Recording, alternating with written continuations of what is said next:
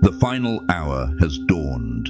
Chosen one, listen well. This is your moment. This is not tomorrow. This is not when the stars align in years to come. This is now. Everything inside you, every stirring, every silent longing, every struggle, every tear and every joy, they've all been chiseled by divine hands for this hour. You were not misplaced in history.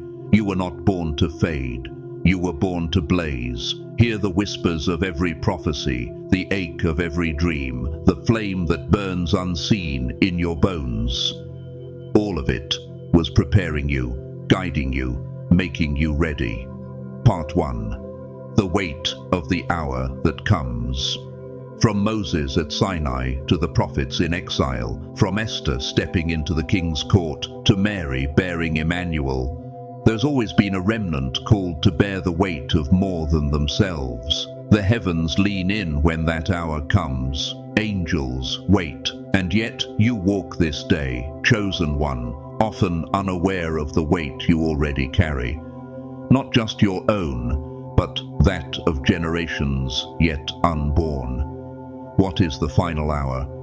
It is convergence, the collapsing of time's many lines into one sharp point. It is prophecies long whispered, becoming words on fire. It is deception revealing itself, truth rising like gold in the furnace. Eternity sounds its alarm now. The trumpet blows, the skies watch, the final hour has come. Part 2. The signs we once disregarded, but now demand our attention. Lift your eyes. There is no mistaking the unrest among nations, families broken, trust shattered. Morality stretched thin, technology reshaping who we are, idols changing shape, kings of commerce, images, media, ideology, all vying for allegiance. We once said, "Not my battle, not my time." Now it is all around. These are not random tremors, they are rumblings of a deeper quake. Jesus said in Matthew 16:3, "Even yet you say, it is morning, and you do not recognize the signs of the times." And in Hebrews 12:26, his voice then shook the earth, but now he has promised, "Once more I will shake not only the earth, but also the heavens." Can you hear the rumble? It is awakening. It is warning. It is calling you to discernment. Part 3. Vision into the hidden realms and the prophetic tapestry. Behind what you see, there is another dimension, the eternal tapestry. Threads you did not know existed, bloodline covenants, ancestral promises, prophetic decrees spoken in corners of history lurk in your spirit. The valley of dry bones is awakening. As Ezekiel saw in Ezekiel chapter 37, "Thus says the Lord God to these bones, Behold, I will cause breath to enter you, and you shall live." Ezekiel 37:5. Dry bones rising, lifeless things stirred by spirit. That is your heritage in the Akashic field. The ancient words now vibrate. The scrolls once rolled up, now open. Every generational debt, every unfinished war, every seed of faith long buried, they rise in alignment in you. The timelines converge. The pressure you feel is real, holy, heavy, because you are more than you know. Intersection, threshold, gate. Part 4. Why you weren't just born, but crafted for this hour. Before you were born, you were known. Jeremiah 1:5 says, "Before I formed you in the womb, I knew you. Before you were born, I set you apart. I appointed you a prophet to the nations." You were formed by purpose. Every gift in you, every wound, every weakness, even your defeats, they were not wasted. They were training grounds. Your scars are not shame, they are signposts. The enemy tried to snuff you, to silence you, but the very effort to destroy you trained you to rise. Romans 8:29 reminds us, "For those whom he foreknew, he also predestined to be conformed to the image of his Son." That conforming began long ago. You are no afterthought. You are heaven's strategy at its boldest. Part 5. The nature of the war you fight in this final hour. This is war, yes, but not only armies, not only politics. It is warfare of frequencies. Truth versus lie, light versus shadow. Narratives war for your identity. Powers wage war for your attention, your heart, your voice.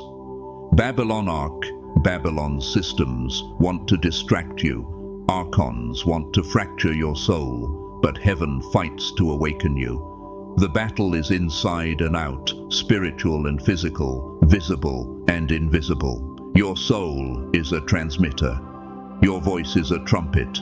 Ephesians 6:12 warns, "For we do not wrestle against flesh and blood, but against the rulers, against the authorities, against the cosmic powers over this present darkness."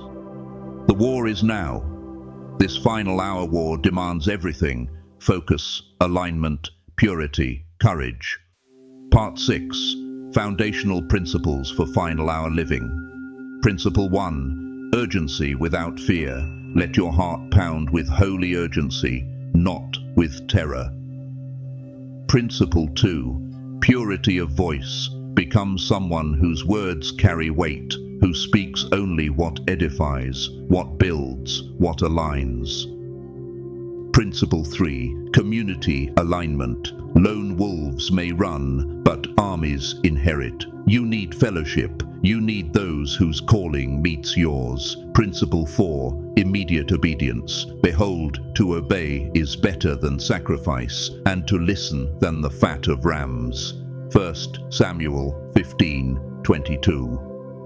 In this hour, delay is disobedience. Principle 5. Vision takes priority over distraction.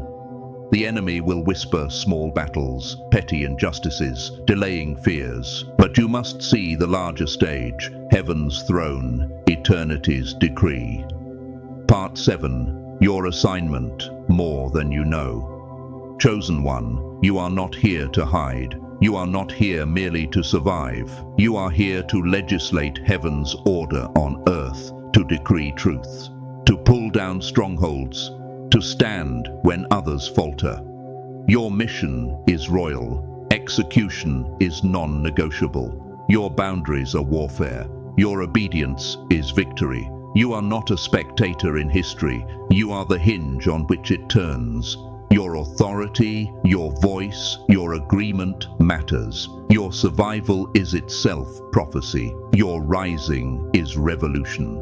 Part 8. Prophetic activation. Wake what slept. Lift up your eyes. See scrolls unrolling. Ancestral assignments, prophetic mandates, destinies concealed. Let the Father awaken every dormant gift. Heal every area betrayed by shame or fear. Ignite that fire of destiny in all who hear. Walk not as victims, but as victors. Not as wanderers, but as rulers. Not as spectators, but as commanders. Let every written word of destiny, etched in your bones, rise up in authority. Redeem the years of waiting. Seal the scrolls of purpose. Speak your decree.